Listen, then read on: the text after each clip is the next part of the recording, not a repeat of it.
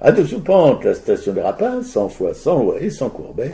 Et tout de suite et sans attendre, nous allons écouter le reportage de ma camarade Piquet-Couille sur sa visite à la Fondation Dubuffet, où étaient exposées ou cohabitaient des œuvres de Jean Dubuffet et de Niki de Saint-Phal.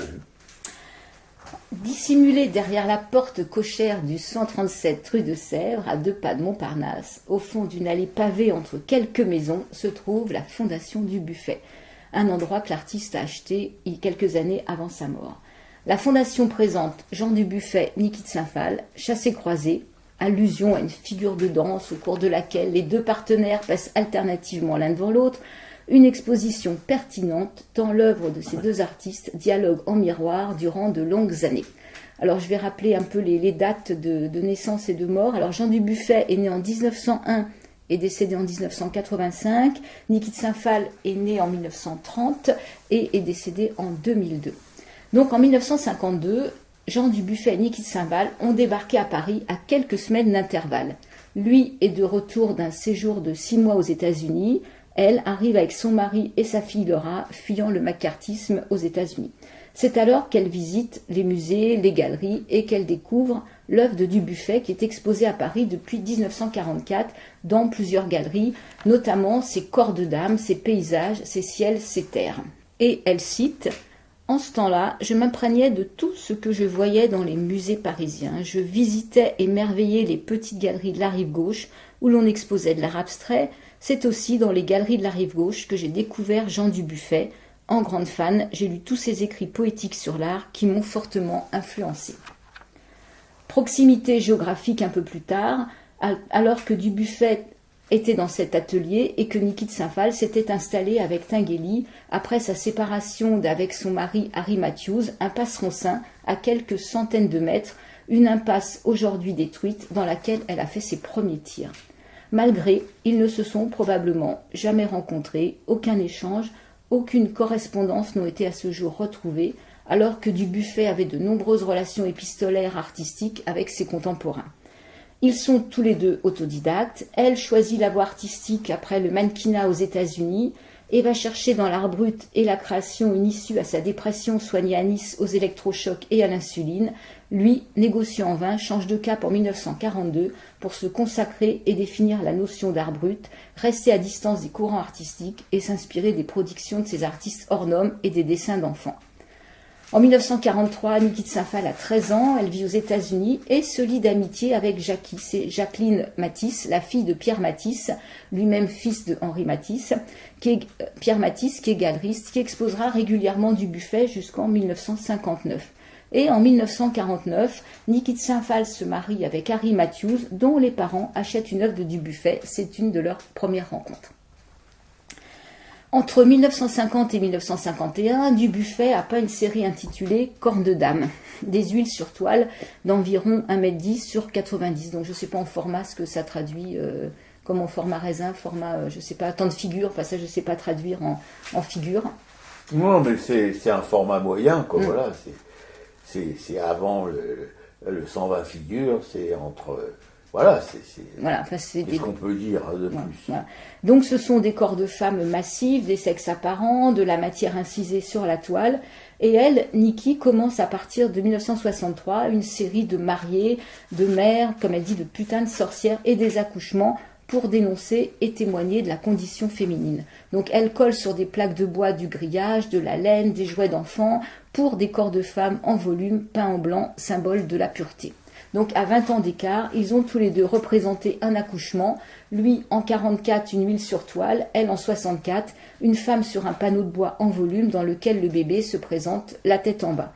Il est fort possible qu'elle ait vu aussi ces corps de dames déjà exposés au cercle Volney en 1954. Mais les bébés, si j'ai bien tout compris, ils naissent la tête en bas. Oui, donc c'est un accouchement qui se passe tout à fait naturellement. Et toi, en regardant ce que j'ai acheté, le petit livret à l'exposition, tu m'as dit que tu aimais beaucoup la toile de Dubuffet, que tu la trouvais très simple. Oui, bien sûr. Dubuffet, ce que j'aime beaucoup chez lui, il n'a pas toujours dans toutes ses... Parce qu'il a travaillé par période, etc.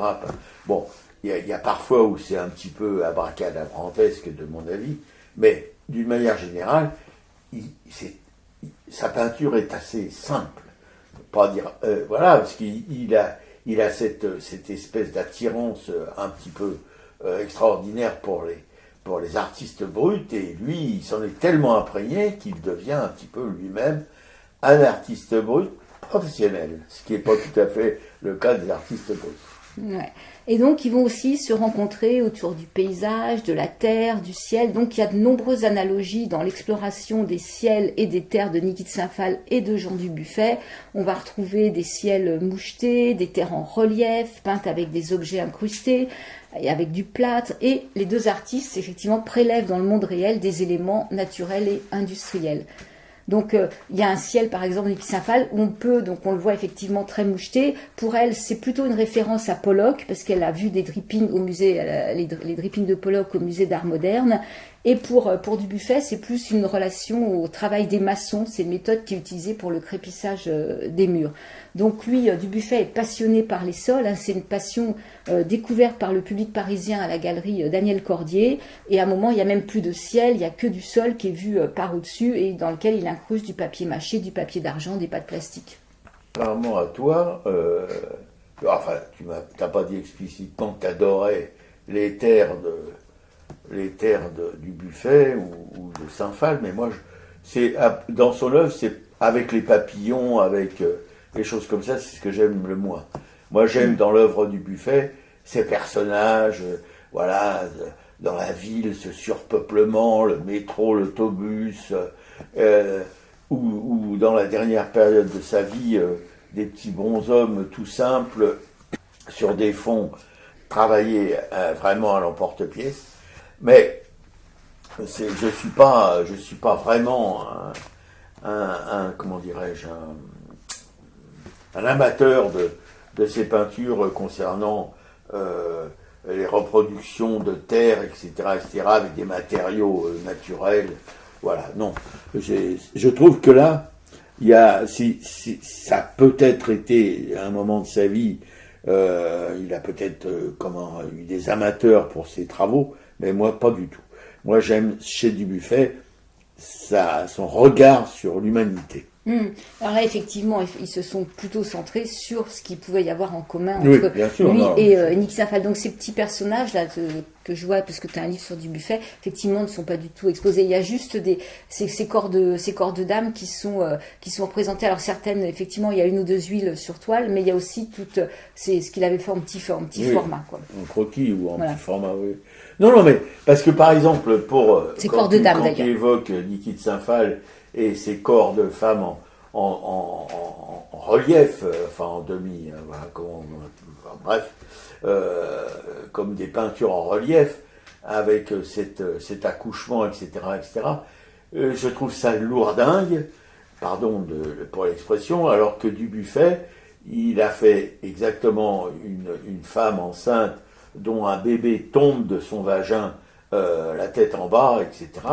Mais c'est tout simple, c'est comme un dessin d'enfant. Et moi, je trouve que c'est beaucoup plus humain, beaucoup plus touchant. Je trouve que chez Saint-Phal, dans ce genre de manifestation plastique, il y a une inhumanité qui est, pour moi, qui est vraiment très prégnante. Voilà.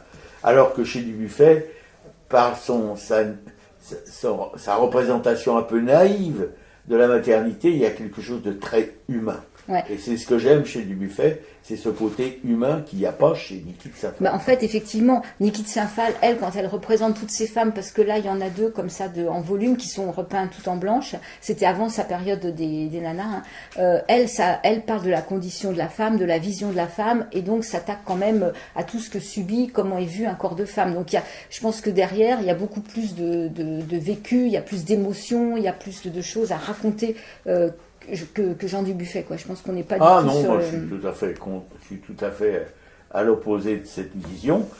Ces femmes de Dubuffet avec des corps carrés qui prennent toute la toile, qui sont loin d'être des corps de femmes désirables, hein. C'est vraiment une impression comme ça, mais une impression de puissance par contre dans ces nus. Les nus de Dubuffet, c'est quelque chose d'assez hallucinant. Je trouve que c'est beaucoup plus un cri, une revendication de la puissance de la femme, de ces espèces de liberté, où elle est quand même d'une certaine manière comme les femmes de la préhistoire, de ces espèces de toutes petites sculptures avec des seins énormes, un ventre et un fessier gigantesque. Voilà, c'est pour moi la femme de Dubuffet, telle qu'il la représente dans beaucoup de ses œuvres. Je trouve que c'est beaucoup plus réaliste, beaucoup plus touchant, beaucoup plus compris que les amalgames d'objets divers et variés dont se nourrit les bas-reliefs de Niki de Saint-Phal. Ouais. En tout cas, ce qui est fort probable, c'est qu'effectivement, elle ait eu connaissance des tableaux du Dubuffet et que ça ait marqué son inconscient et qu'on sait très bien que les artistes, de toute façon, puisent leur inspiration dans tout ce qu'ils voient, ce qu'ils traversent. Et comme elle s'intéresse à l'œuvre de Dubuffet, effectivement, elle a forcément... ses corps de femmes ses corps de dames, parce qu'il ne voulait pas dire corps de femme Dubuffet, ses corps de dames l'ont forcément inspiré quelque part, quoi. Tout à fait. Oui.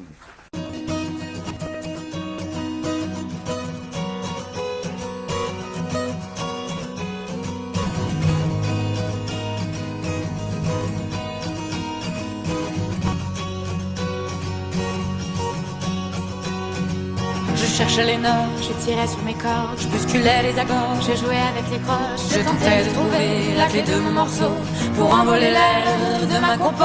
Je courais sur les gares et trouver une trame, je suivais en cachette les blanches et les noires, décidé à aller gros, cette balade en fête, puis reprendre adagio leur chemin du soir. Comment t'as fait, toi chanteur, pour trouver les bons airs? Comment t'as fait, toi le peintre, pour trouver les bonnes couleurs? Toi l'écrivain, comment tu fais pour faire chanter les mots?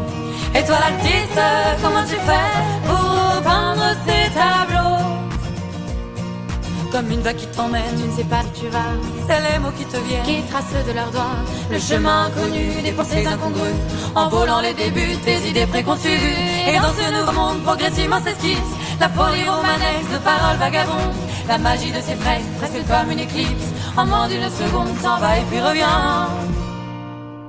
Comment t'as fait, toi chanteur, pour trouver les bons airs? Comment t'as fait, toi le peintre, pour trouver les bonnes couleurs? Toi l'écrivain, comment tu fais pour faire chanter les mots? Et toi l'artiste, comment tu fais pour peindre ces tableaux? Comment t'as fait, toi Wagner, pour trouver les bons airs? Comment t'as fait, toi Turner, pour trouver les bonnes couleurs? Et toi Hugo, comment tu fais pour faire chanter les mots? Et toi Jéricho, comment tu fais pour peindre ces tableaux?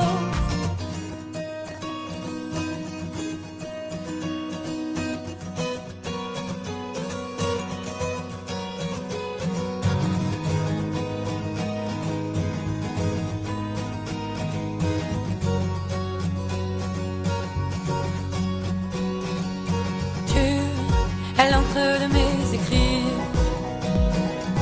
tu es l'air de mes mélodies, le pigment de mes peintures, la terre de mes sculptures. Tu es l'encre de mes écrits, l'encre de mes écrits, tu es l'air de mes mélodies, le pigment de mes peintures, la terre de mes sculptures. Comment t'as fait, toi chanteur, pour trouver les bons airs? Comment t'as fait, toi le peintre, pour trouver les bonnes couleurs?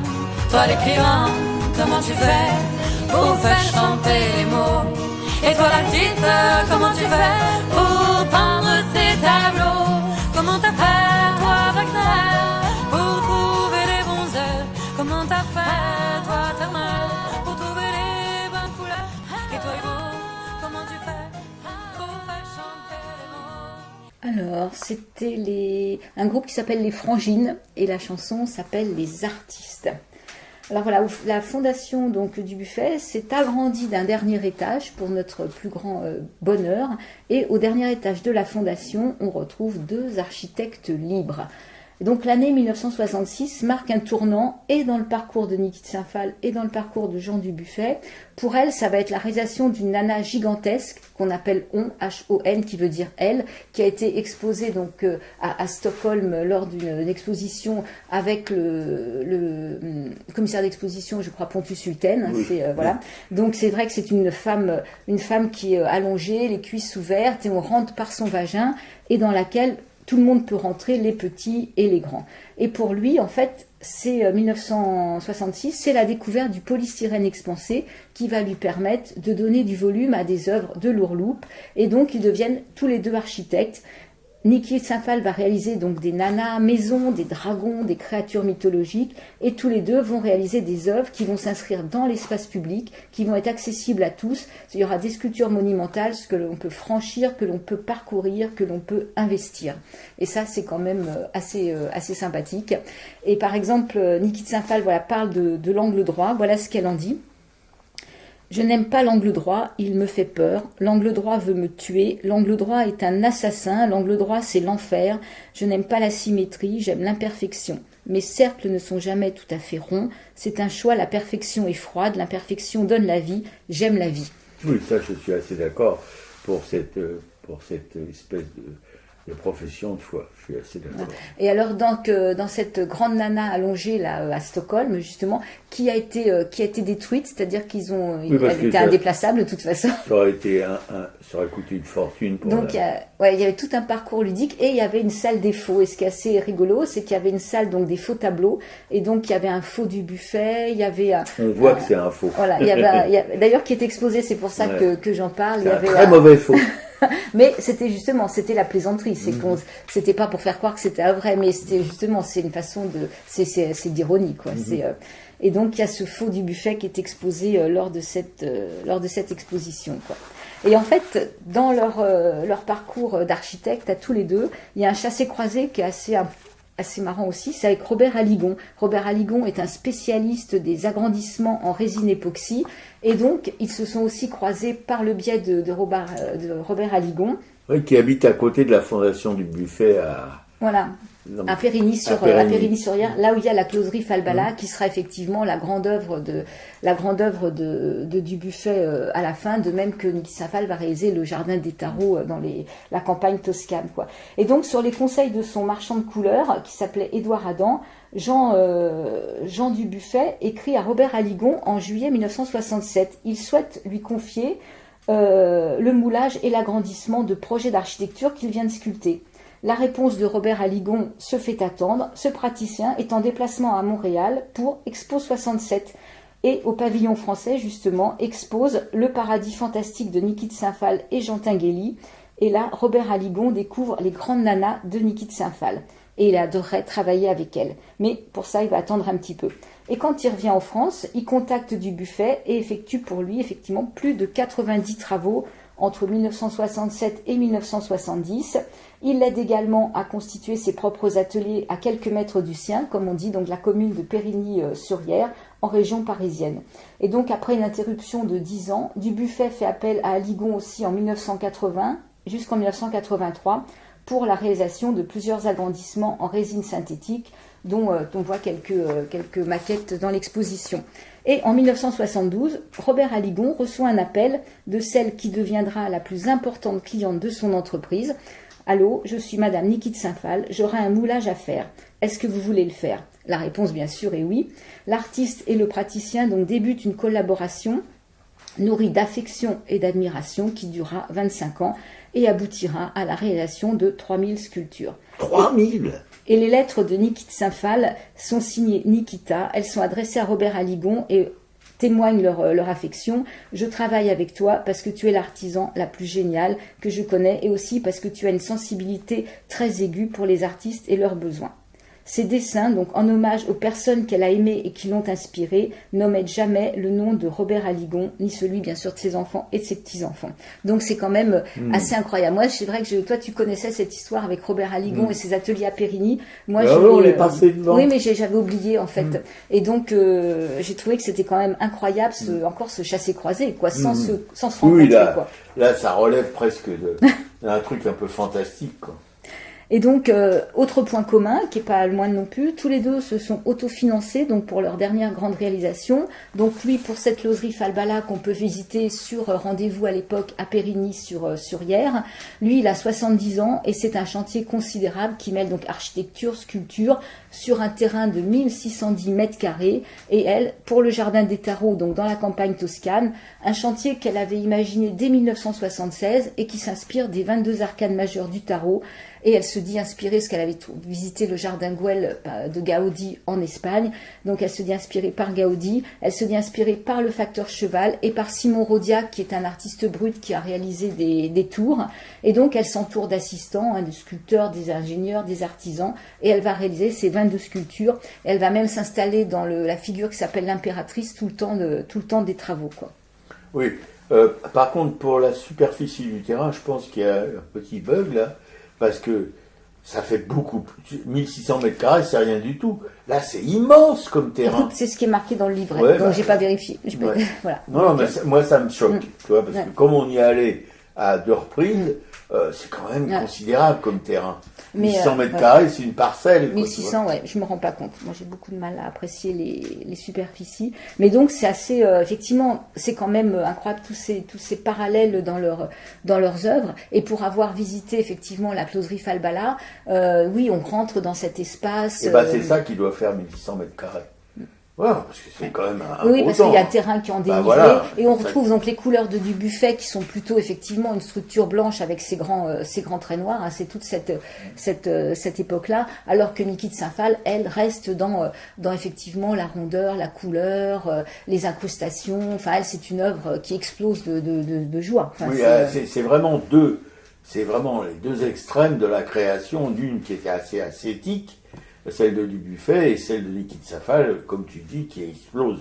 Les couleurs, c'est quelque chose de fondamental. Alors tous les deux sont quand même des acharnés du travail. Et le dernier point commun qui n'avait pas été souligné donc dans cette exposition, c'est que tous les deux, effectivement, se sont brûlés les poumons avec leur travail sur le polystyrène et qu'ils en sont morts et que jusqu'au bout, ils ont continué de travailler et que Dubuffet a rédigé une biographie justement qui s'appelle Au pas de course quelques mois avant de mourir, quoi. Oui, et d'ailleurs, dans les derniers temps de sa vie, pour dessiner, il dessinait avec un coussin sous le coude parce qu'il avait des douleurs insupportables dues justement à cette intoxication au polystyrène, quoi. Ouais, il avait puis des problèmes respiratoires. Niki de Saint-Phal avait aussi une maladie inflammatoire. Oui, il avait de l'oxygène dans le nez, quoi, en permanence, avec une bouteille qui trimballait. Ouais. Alors, moi, c'est vrai que j'ai beaucoup aimé cette exposition. En plus, c'est un lieu, si vous ne le connaissez pas, qui est à magique. Découvrir, parce qu'effectivement, on ne le voit pas de l'extérieur. Tout est calme. Il y a 2 jeunes médiatrices d'exposition qui sont cultivées, adorables, qui aident au départ, qui nous amènent dans le lieu. Et ce lieu est très clair. Enfin, il y a vraiment, il y a un peu de la magie. Et donc, voir les œuvres de Niki de Saint-Phal et Dubuffet, pour moi, ça a été un petit moment de plaisir, quoi. Oui, moi, c'est le 2e lieu. J'en ai connu un autre semblable, du côté de Belleville, dans le bas de Belleville. Mais là, vous avez une porte cochère magnifique. Vous ne pouvez pas supposer un instant, quand vous ouvrez cette porte, que derrière, vous allez vous retrouver devant une allée pavée, avec au bout une demeure assez impressionnante, un hôtel particulier, et de chaque côté qui borde ce passage pavé, des petites maisons mignonnes comme tout, voilà, en plein Paris. C'est invraisemblable. Vous poussez une porte et puis vous vous retrouvez à la campagne en quelque sorte. Et donc il y a même une des maisons, il y a une belle sculpture devant. Enfin voilà, il y a tout. C'est soigné et c'est à 5 minutes du métro du Roc. Hein. C'est vraiment hyper facile d'accès, quoi. Et moi j'ai connu ça, donc je dis en bas de Belleville, pareil. Une fois, j'étais un copain qui habitait là. On ouvre pareil une porte aussi monumentale et on se retrouve devant un chemin pavé de la même manière que celui qui permet d'accéder à la fondation du Buffet, avec de chaque côté des maisonnettes, et lui, il habitait un ancien atelier de cousettes du 19e siècle, quoi. Et voilà, c'est à Paris, il paraît qu'il y a plein de lieux comme ça, oui. complètement secrets. Ah oui, derrière les portes cochères, oui, je pense que tout ce qui n'a pas été repris par des promoteurs, en fait, il y a encore plein de lieux comme ça, magiques, romantiques. Et inconnus du grand public. Voilà. Oui, parce que là, il y a juste une plaque métallique sur la porte Oui, cochère, la fondation première du fois buffet. qu'on y allait, on ne trouvait pas. et vraiment, c'est juste une plaque métallique qui dit que c'est la fondation du buffet, mais il n'y a rien d'autre qui le signale.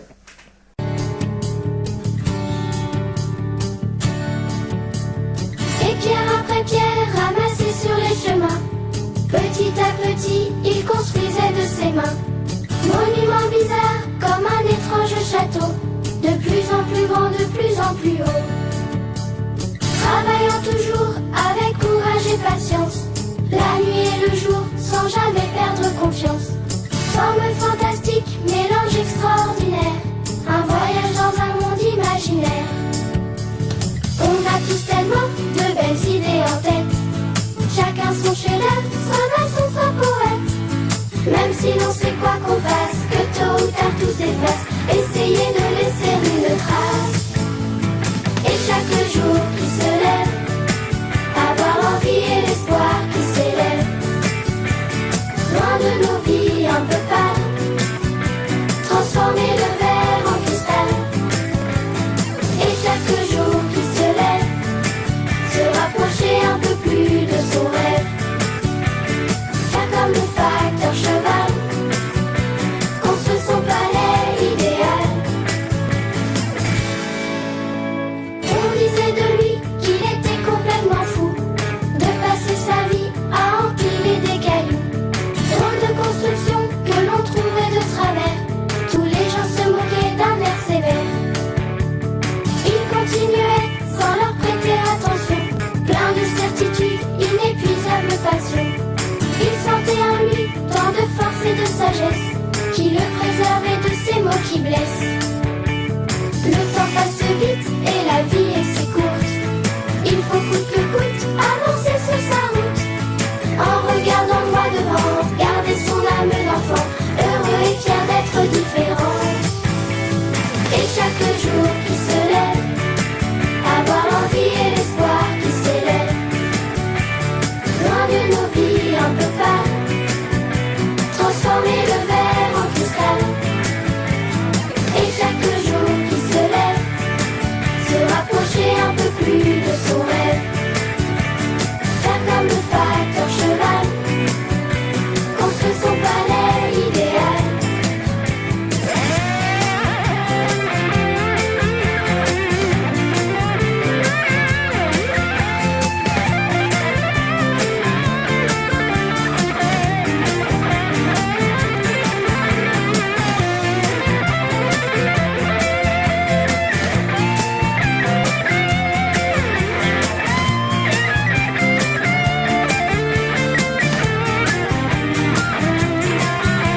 Et chaque jour qui se lève, avoir l'envie et l'espoir qui s'élève, loin de nos vies un peu pâles, transformer le verre en cristal. Et chaque jour qui se lève, se rapprocher un peu plus de son rêve, faire comme le facteur cheval, construire son palais idéal. Et chaque jour qui se lève,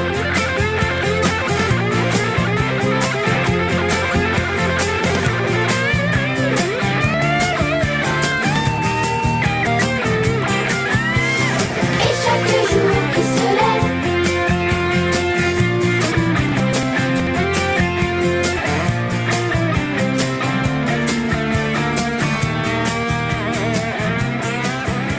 chaque jour qui se lève. Alors, c'était Chaque jour qui se lève, interprété par la chorale d'enfants Les Enfantastiques, donc en hommage au facteur cheval, qui a été un inspirateur de Niki de Saint-Phal. Oui, enfin le facteur cheval, mais il faut Gaudi aussi, et puis... Et Simon Rodia. Et Simon Rodia, oui, parce que je pense que Gaudi... Gaudi a été vraiment le déclencheur, je Voilà. pense. Effectivement, quand on s'est promené dans les jardins Gouel, on se dit que c'est trop beau et qu'on a envie de... J'imagine à quel point elle a été stimulée par tout ça. Sauf qu'est-ce qu'elle dit quand même justement, c'est que lui a été financé par des mécènes et qu'elle s'est débrouillée toute seule pour se financer. Alors, les expositions, donc foncez à la Fondation du Buffet, Niki de Saint-Phal du Buffet Destin Croisé jusqu'au 13 février 2026. Par contre, en semaine, ce n'est ouvert qu'à partir de 14h. Escher, MC Escher à la Monnaie de Paris jusqu'au 1er mars. Philippe Buston au Musée Picasso jusqu'au 1er mars. Éric Dubuc, c'est la fin de l'exposition à la Galerie Famille Malnowski. Il y aura un finissage ce jeudi 13 décembre et je crois que Cécile Dubuc sera présente tous les jours de la semaine pour recevoir les intéressés. Aide sculptrice à Paris, Musée Camille Claudel à Nogent-sur-Seine jusqu'au 4 janvier. Niki de Saint-Phal, Jean Tinguely et Pontus-Sulten au Grand Palais jusqu'au 4 janvier. D'ailleurs, certains visiteurs, après être passés par le Grand Palais, vont à la Fondation du Buffet. Et apparemment, d'après les jeunes médiatrices, certains ne connaissaient pas l'œuvre de Dubuffet. Donc voilà, l'occasion de connaître ce grand artiste quand même, même si ça paraît étonnant d'être passé à côté. Jean-Baptiste Greuze, L'Enfance en lumière au Petit Palais jusqu'au 25 janvier. Impression Nabi à la BNF Richelieu jusqu'au 11 janvier. Georges Delatour au musée Jacques Marandré jusqu'au 25 janvier, Georges Condo au MAM jusqu'au 8 février, Pekka Alonen, un hymne à la Finlande au Petit Palais jusqu'au 22 février, les peintres graveurs à la mairie du 6e jusqu'au 10 décembre, c'est gratuit, il ne reste que quelques jours, et la galerie Kaléidoscope, paysages disqualifiés, paysages retrouvés jusqu'au 31 janvier. Le culturel de la semaine, alors je suis allée au cinéma, je suis allée voir La Voix de Indra Jab.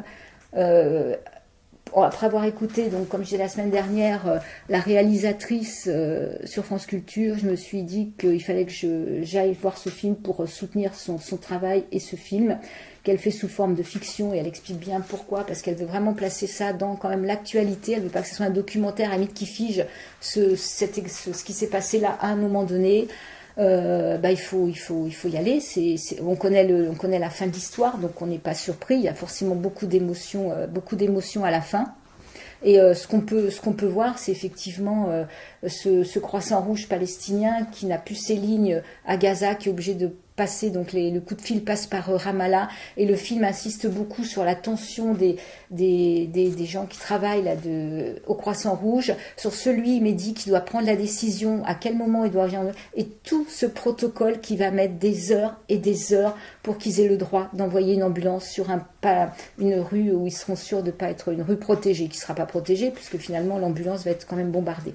Mais en fait, ce film est vraiment axé, on entend la voix de cette petite fille, donc ça c'est les vraies voix qu'on entend quand c'est la petite fille et les secouristes qui parlent. Après, c'est une fiction, ce sont des acteurs. Je crois que le film a été tourné en Tunisie. Mais c'est vraiment, il faut soutenir ce travail. Ce film a eu un standing ovation de 20 minutes à la Mostra de Venise. C'est un travail extraordinaire, c'est une mémoire. Et comme on voit la maman de Indra Jab dans le film, et elle était d'accord donc pour qu'on porte la voix de sa fille, pour que cette histoire continue, pour que sa fille vive, pour que sa fille ne représente pas, c'est pas un cas isolé, c'est ça qui est dramatique, c'est que ce sont des centaines d'enfants qui ont été assassinés comme ça. Des milliers, pas des centaines, des milliers. Au total, c'est 20 000 enfants. Ouais. Et ce qu'on voit, c'est que il a fallu 12 jours pour que le temps que l'armée israélienne quitte le lieu pour aller voir, parce que pendant 12 jours, ils n'ont pas su si la petite fille était vivante, si les ambulanciers étaient vivants, pour effectivement se retrouver devant l'ambulance fracassée et la voiture qui a reçu 350 balles.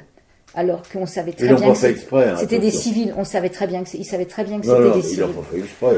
Donc voilà, pendant 12 jours, la famille n'a pas su si la petite fille était vivante, était morte, les secouristes n'ont pas su si leurs collègues étaient vivants, étaient morts. Et on voit le film donc se termine effectivement sur des images de l'état de ces voitures, c'est terrible quoi. Mais il faut soutenir un cinéma comme ça. Ah bah oui, ça c'est évident.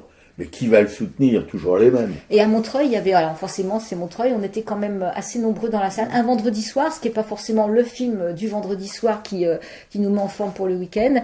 Et ce que j'avais jamais vu, c'est que le film s'est terminé, il y a eu le générique, personne ne s'est levé, personne n'a bougé jusqu'à la fin du générique, et les gens sont sortis de la salle, il n'y a pas eu un mot d'échanger avant de se retrouver dans le couloir. Il y avait vraiment une forme de recueillement général, quoi. Et moi, dans les histoires gays, comme ma camarade est capable de vous raconter toutes les semaines, j'ai vu un documentaire sur la 5, sur les traîtres de la résistance, et je dois dire que c'est pas non plus une histoire très très très joyeuse. voilà, des traîtres qui ont fait fusiller, torturer des milliers de résistants. C'est pas quelques dizaines, quelques centaines, ce sont des milliers de résistants dont la plupart ont été tués par les nazis, soit à Fresnes, soit ailleurs, enfin, soit dans les camps de la mort. Et c'est vraiment là. Alors déjà, le procès de Nuremberg sur les 21 ou 22 accusés des massacres d'Auschwitz et des Tziganes et des Juifs, il y en a eu qu'une dizaine à peu près qui ont été passés à la casserole, si on peut dire ça aussi vulgairement, mais c'est à dessein, d'ailleurs ça mérite pas mieux, voilà. Là par contre pour les traîtres qui ont fait mourir des milliers de résistants, il n'y en a que quelques-uns qui l'ont payé de leur vie, la plupart se sont carapatés, ont été oubliés, etc., etc. Mais c'est un documentaire qu'on doit voir, en replay probablement, il n'y a aucun souci là-dessus, pour bien se pénétrer du fait que, même en temps de paix comme aujourd'hui, enfin de paix relative, dans notre pays, il y a des gens qui sont prêts à se livrer à ce genre d'exercice assez ignoble, voilà, en étant les porte-paroles de puissances dictatoriales, qu'elles soient américaines ou russes, voilà, prêts à leur tendre la main, à leur faciliter l'entrée dans notre pays. Et tout de suite sur Arakaï, de Soupente, la station des Rapins 100 fois sans loi et sans courbette, qui émet depuis un garni et diffuse sur internet arakaï.fr, c'est le salut à nos amages. Claude et André de la Nation, Claude et William, nos poteaux de Brest, sa croisette, ses palmiers, sa chaleur quasi tropicale, et puis enfin ces petits bateaux sur l'eau aussi, hein, c'est vrai, avec des petites voiles blanches et tout ça, quoi. Enfin on parle pas de la péninsule de Crozon et de la base de sous-marins. Il y a les Russes qui s'en occupent avec leurs petits engins, leurs petits engins qui volent dans le ciel, là, comment on appelle ça ? Des drones. Des drones, voilà. Il y en a 4 ou 5 là qui sont baladés du côté justement. Et il y a, mais seulement la marine, pour la première fois, la marine française, elle n'a pas bégoté, elle les a canardés. Ah bah oui, c'est normal, c'est passé l'espace français. Sans vraiment de résultats, enfin, visibles, mais elle les a canardés. Alors que jusqu'ici, personne n'avait réagi. C'est l'espace aérien. Ah bon, la marine française! C'est notre espace aérien quand même. Hein? C'est l'espace aérien français quand même. Non, mais c'est surtout des engins, c'est surtout si tu veux, de l'espionnage guerrier, quoi. C'est la guerre.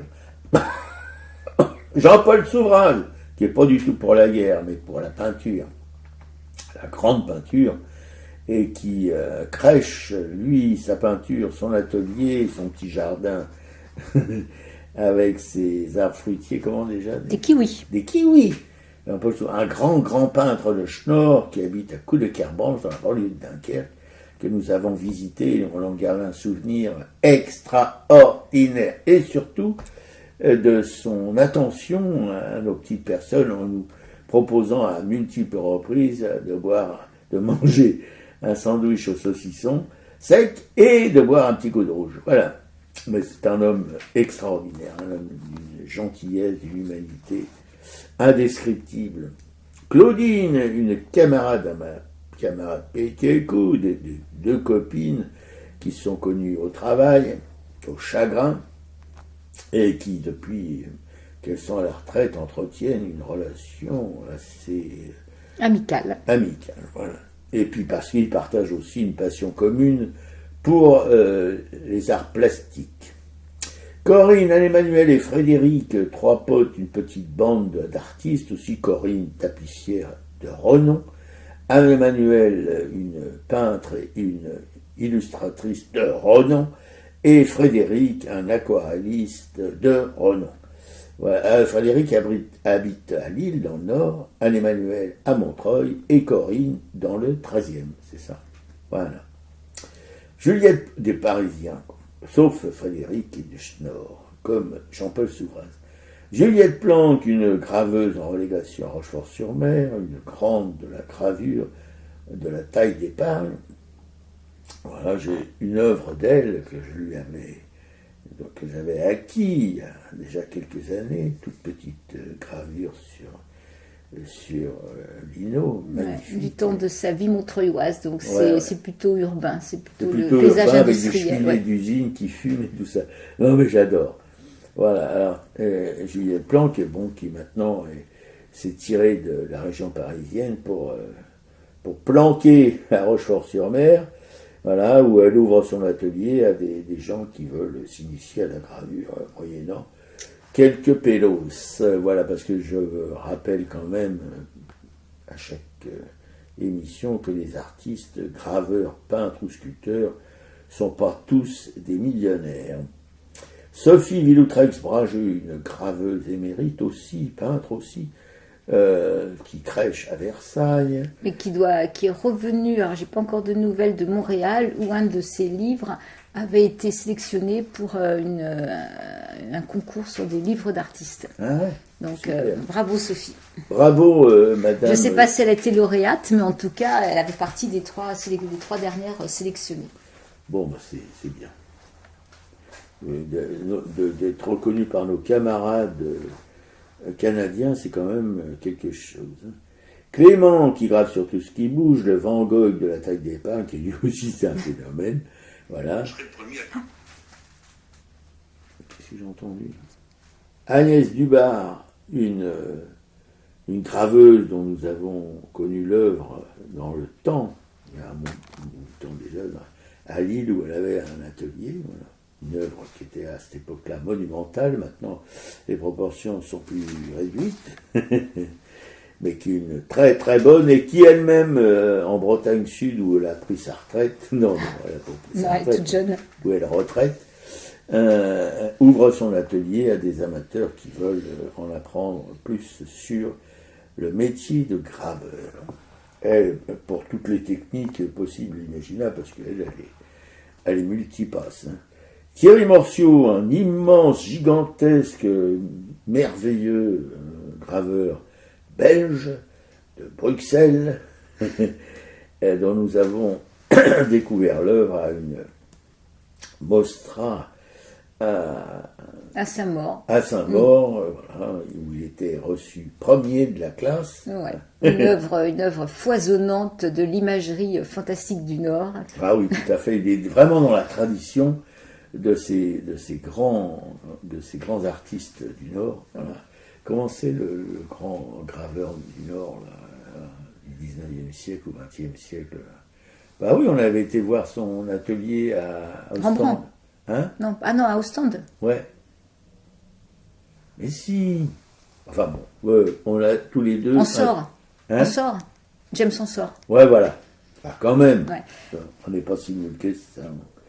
Bon, Alice, alors on l'embrasse bien fort, hein, ses camarades, parce qu'on peut dire que c'est un camarade. Et d'ailleurs, faut pas hésiter, j'ai mis le lien, il a maintenant un site, donc si vous allez sur notre blog, dans la partie gauche, il y a des sites qu'on peut visiter, et donc allez voir le site de Thierry Morciot, il y a toutes ces gravures qui sont à consulter. Voilà, vous en prendrez plein la tronche. Voilà.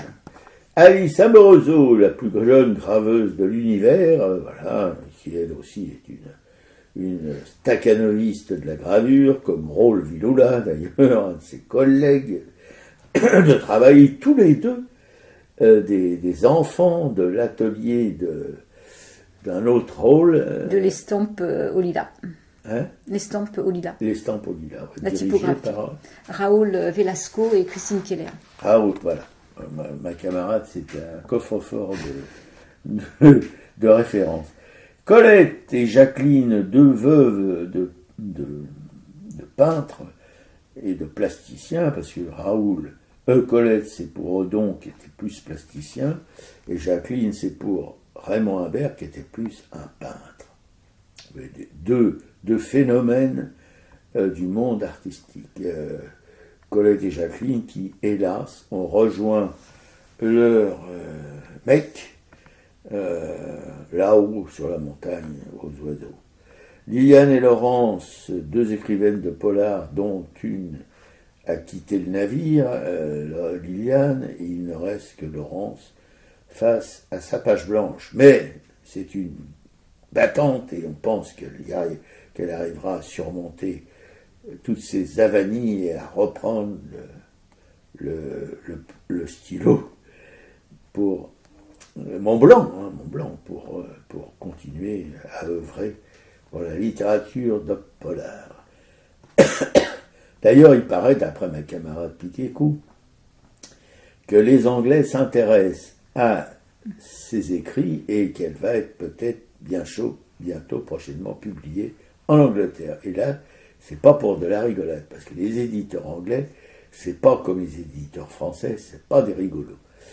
Geneviève, ma autre sorcière bien-aimée, hélas, elle aujourd'hui aussi disparue. La Rose Flamboyante qui anime 4 émissions, on ne sait pas jusqu'où elle va s'arrêter, sur une radio où nous avons nous-mêmes bavassé, et une radio qu'on considère comme omni, à la suite d'une espèce de cabale qui s'était montée contre nous.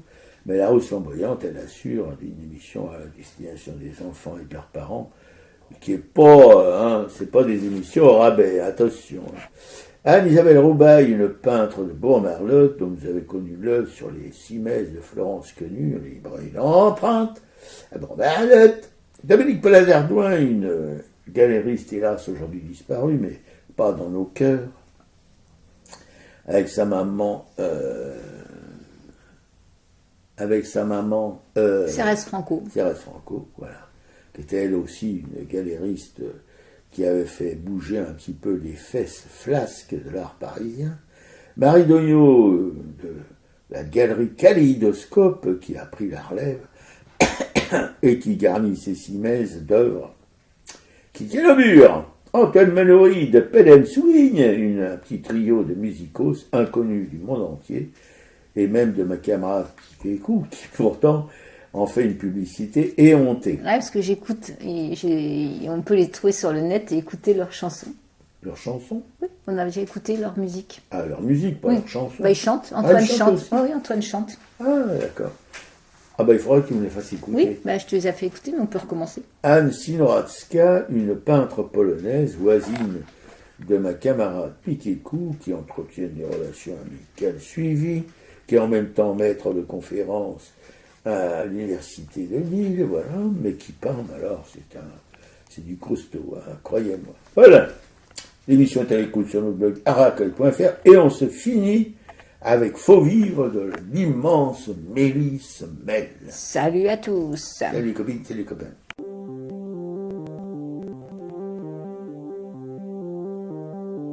Malgré l'écran yeux du néant, c'est pour mieux nous manger enfants et les silences et les boucans.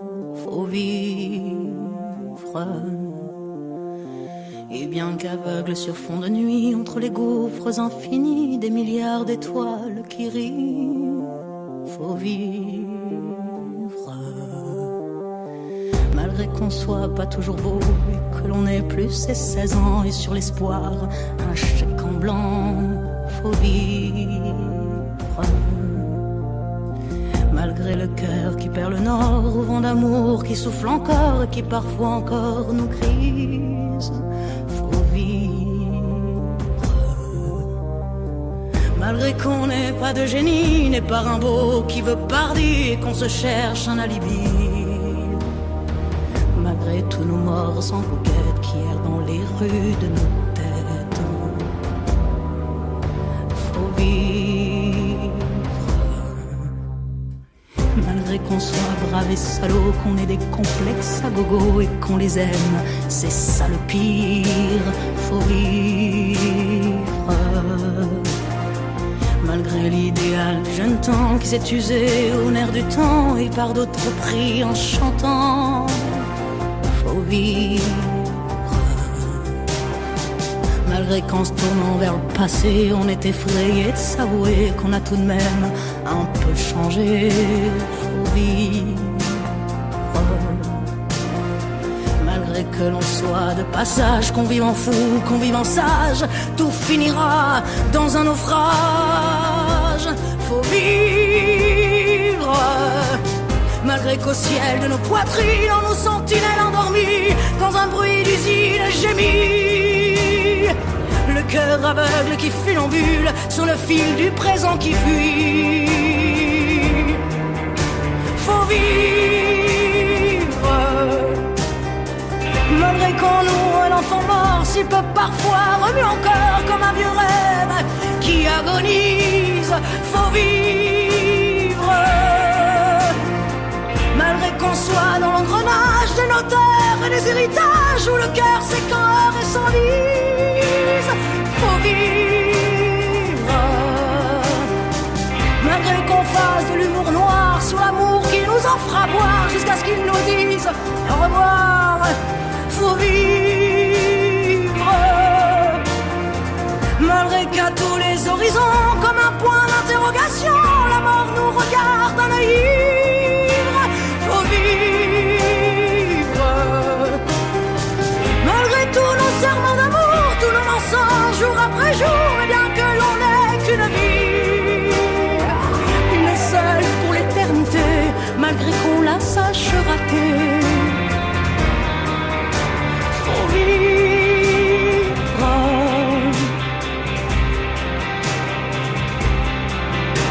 faut vivre,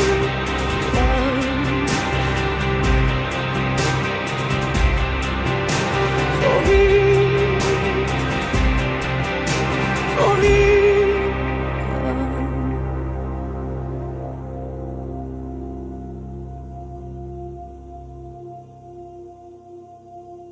Faut vivre.